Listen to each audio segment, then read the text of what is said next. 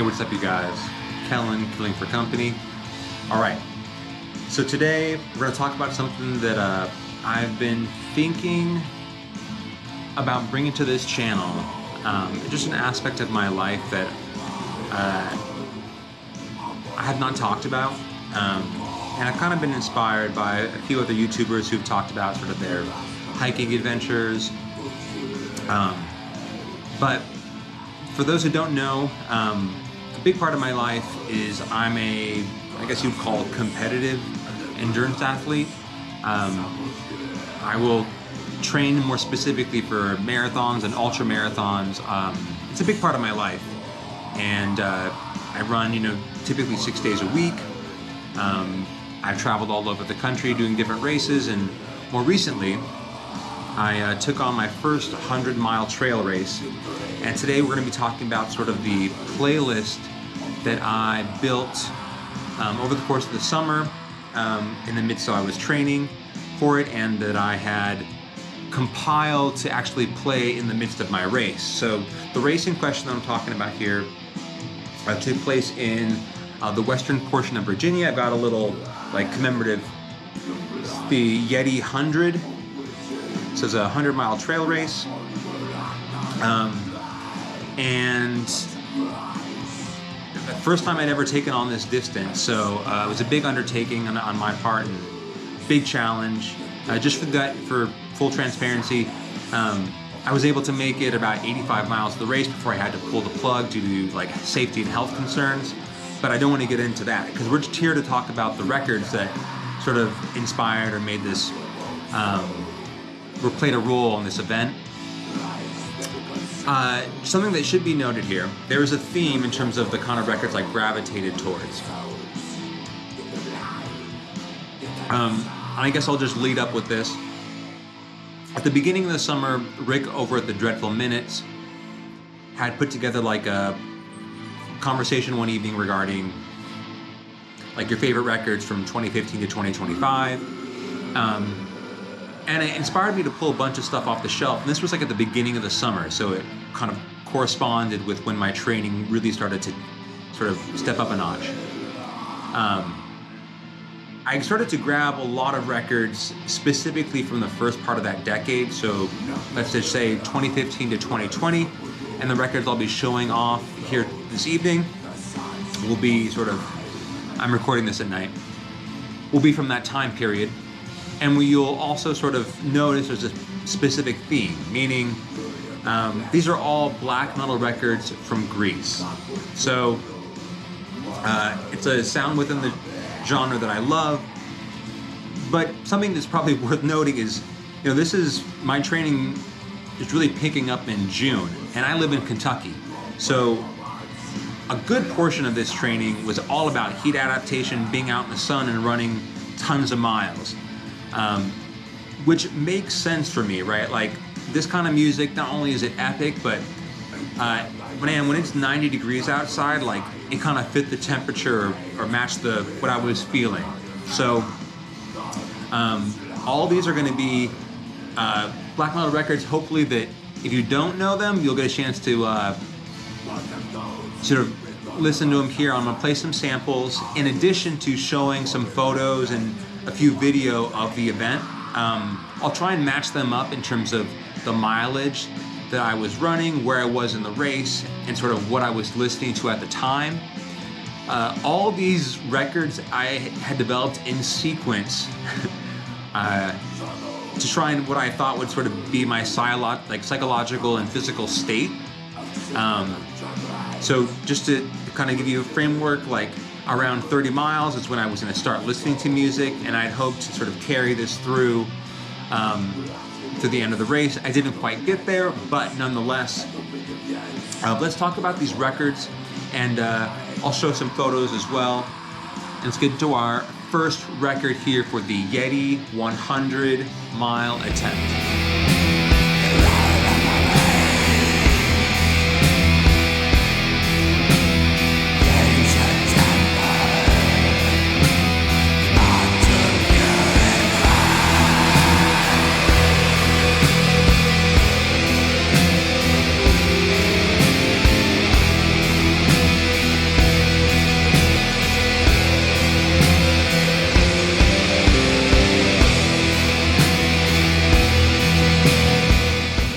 so 30 miles into this race, in my mind, I wanted something that was going to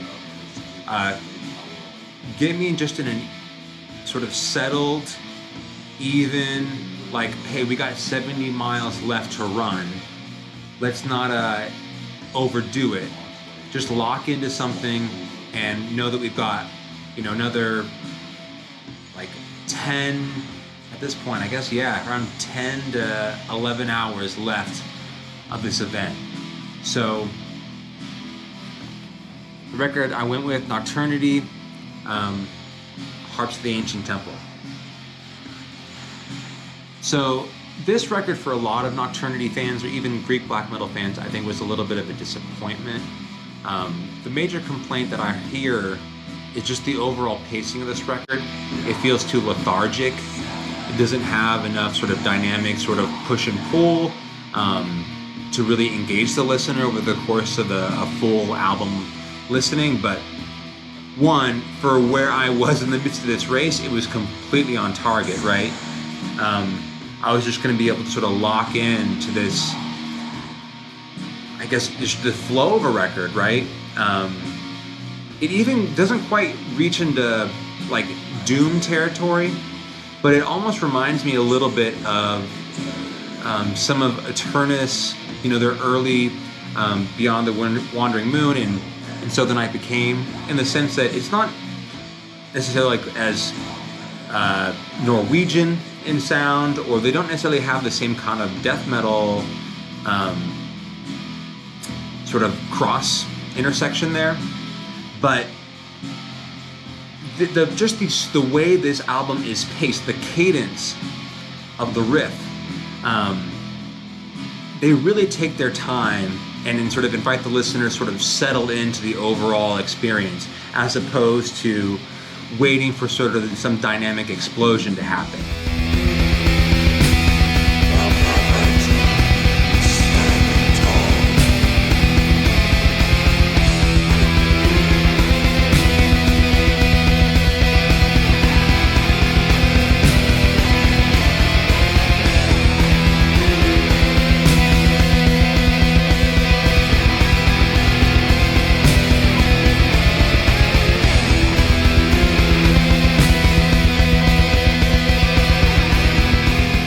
This is much more about settling into the entirety of the journey, and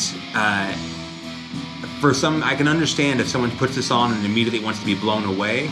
This might not be the record, but for someone who's getting ready to sink in for another 10 hours of running in 70 to 80 degree weather, like, this hit the spot. And over the course of the summer when I was out, like, it was one that really I could just kind of become hypnotized by, and here listening to it in the background, there's a lot to enjoy in terms of picking out detail or a subtlety that warrants further discussion. But over the course of my training over in the summer and in the midst of this race, it was the right tone I wanted to strike for the miles to come.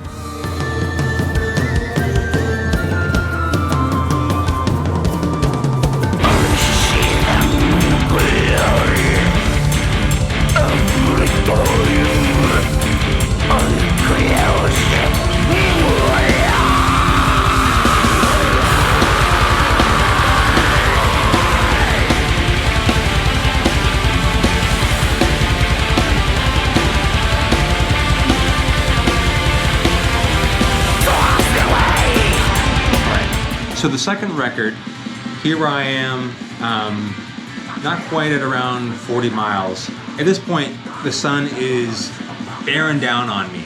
It's around noon, and I definitely wanted to change in tempo. So I decided, this is from 2020. I don't know if I remember to mention that Harps of the Ancient Temple from Nocturnity is 2016. Here we're going back to 2020.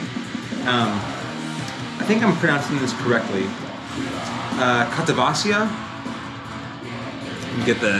Remove the glare with Magnus Venator.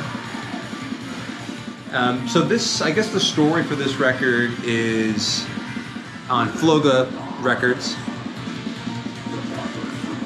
Features members of Verathron and Hail Spirit Noir. I don't remember a lot of people talking about this record. Now this is much more in like the traditional Greek style. For people who are like have enjoyed the more recent efforts by Verathron or the part of the Rotting Christ tradition, right?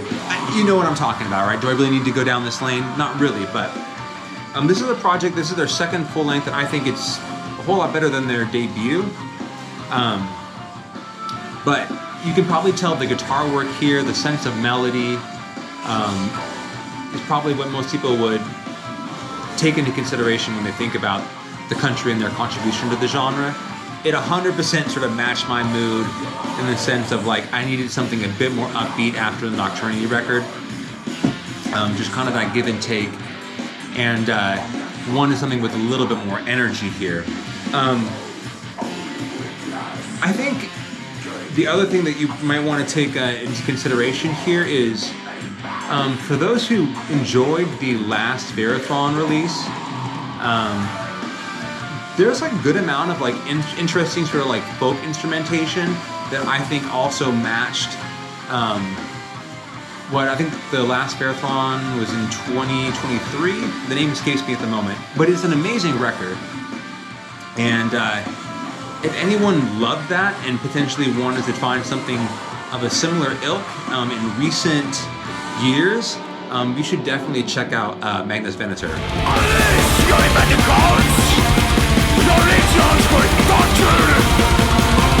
I follow the rivers of blood.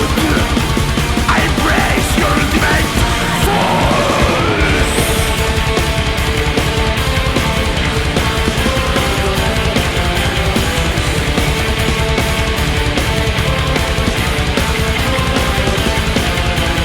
Open the gates of the moon. Cross the living souls. The instrumentals here, there's a cool sort of track. Like here's a good moment. Right? It's not just riffs, there's a cool sort of like additional elements that are built into this listen that don't necessarily make it sort of pagan or necessarily symphonic in any means, but offer a diverse array of instrumentation that break up sort of really all the catchy traditional Greek stuff that you've kind of come to know and love. But man, this is the point in the race where I probably did not properly estimate how hot it was going to get and the effect that 40, 50 miles was going to feel like in 80-degree weather. So some of the photos you'll see of me are trying desperately. This is kind of where the race started to go a little bit wrong for me. I was desperately trying to stay cool, and they had all sorts of different like ice towels and just bags of ice, everything they could throw on me to try and bring my core body temperature down, because I was on the struggle bus for sure. But Katavasia, Magnus Venator.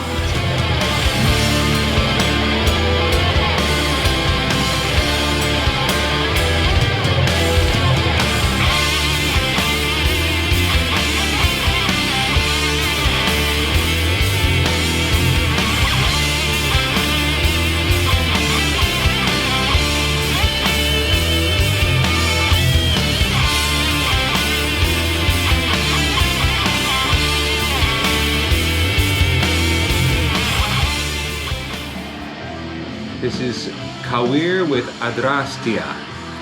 So Kawir's been around for a while, and I guess early on they kind of got pegged as a Greek black metal band that sounded not Greek. There was something almost, you could say, Scandinavian about their sound. It's not a lot of traditional heavy metal riffing.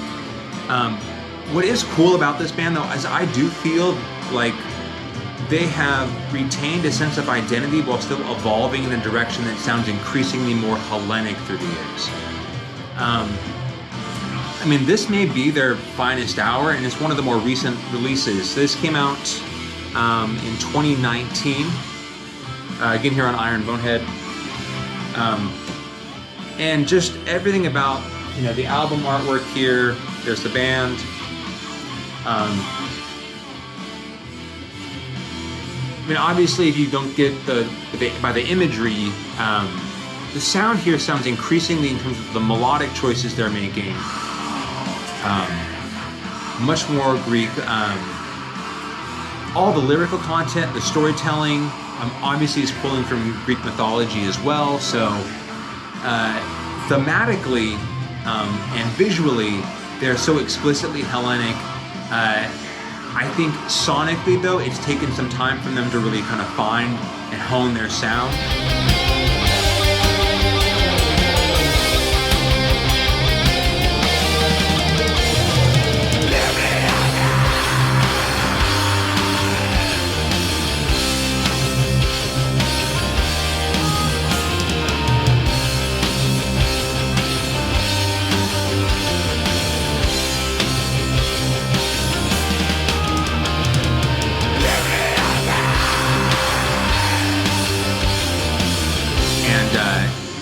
For where I was in this race, I wanted to dip into something that had a bit more of an explicit sort of pagan appeal within the Greek black metal scene, and like Coheer is always the band that I will go to for identifying that sound, especially here in the 21st century. I think they really have carved out a place for themselves that is unique relative to their peers. They have the longevity that has proven, that their sound merits your attention, and also offers a different kind of lens to which to view the nation's history and the genre.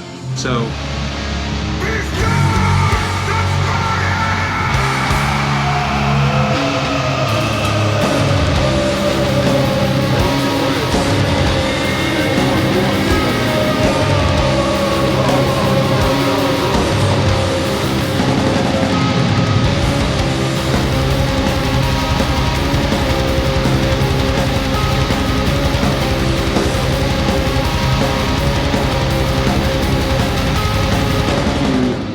Acrotheism, Law of Seven Deaths. It's come out in Osmos in 2019. And of all the bands that I'm pulling here out of Greece, this probably sounds the least Greek. To me, it sounds decidedly almost French, in a very like modern French black metal context. It's something you'd see like signed to Noma Evangelium Diaboli or Epigamurti or I Void Hanger, something like that. Probably the first thing that kind of grabbed my attention about it is it has a kind of rounded off edges with this really dense mid-range atmosphere. So it reminded me of Mayhem's Ordarkeo, which is one of my favorite Mayhem record. So it has that kind of like mid-range density to the sound. It's kind of obscured, but at the same time, like I mentioned, in terms of that French modern black metal sound, it's got that kind of like sheen, right? So there's like this luster or glass, crystalline sort of melodic quality to it that doesn't sound at all like Greek black metal. But there is also this really dense atmospheric quality that, is rougher around the edges. Almost reminds me like, anything that was meant to be a cultish in terms of the early Greek black metal sound, or even sort of like the Italian scene. I think is a reference that they're sort of sourcing on this listen. Probably the most sort of modern avant-garde record you're going to get on this list. Dig the album artwork there, and that kind of definitely helps drive the point home. What I would say though is like, I'm going to play a couple of samples here for you, and despite all of my sort of like modern description of the sound, there are moments here where you can feel that they are reaching for some degree of like melodic phrasing, or greater sort of meat to put on the bones for all this sort of shape-shifting intangible kind of atmospheric qualities.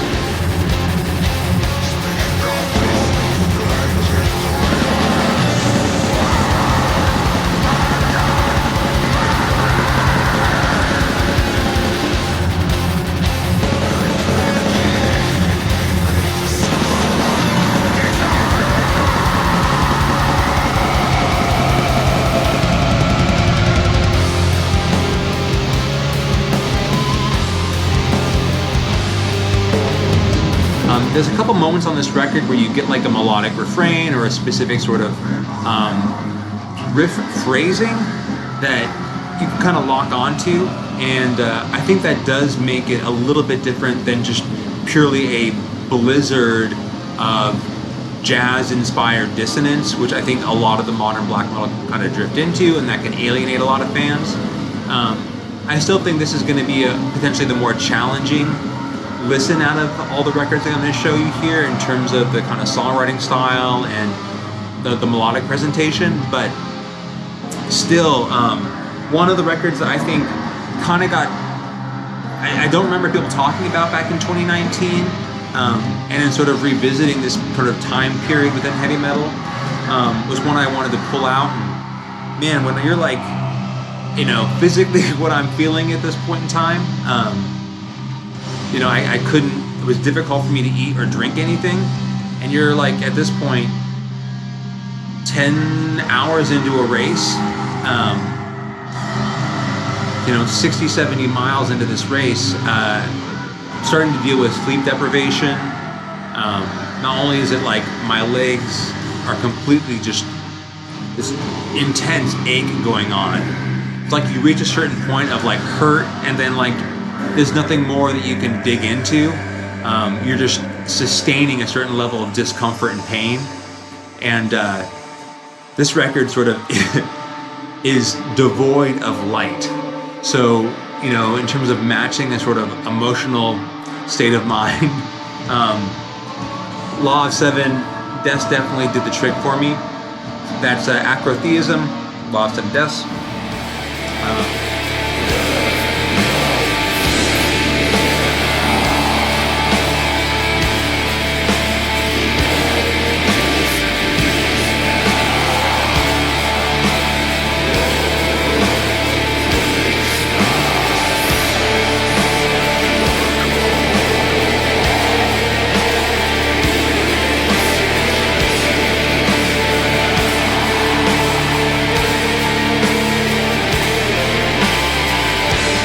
So the last one here, Macabre Omen. Man, at 80 miles into this race, I did not want to get out of that chair. I had to put on something that was going to sort of inspire me, hopefully to bring me home. And it was, whatever, 10 o'clock at night.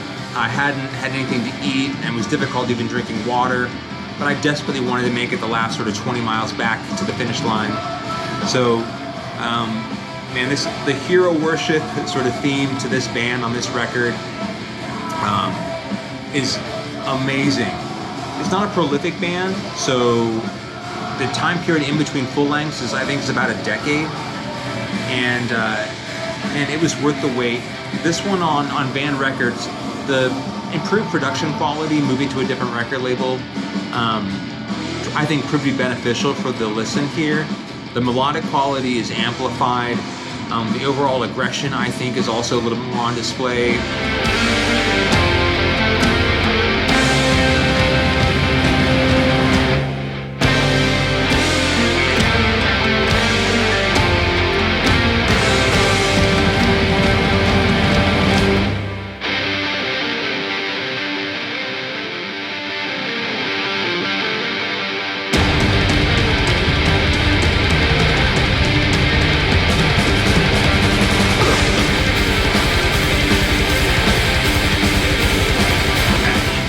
'15, you know, seems like a forever ago, but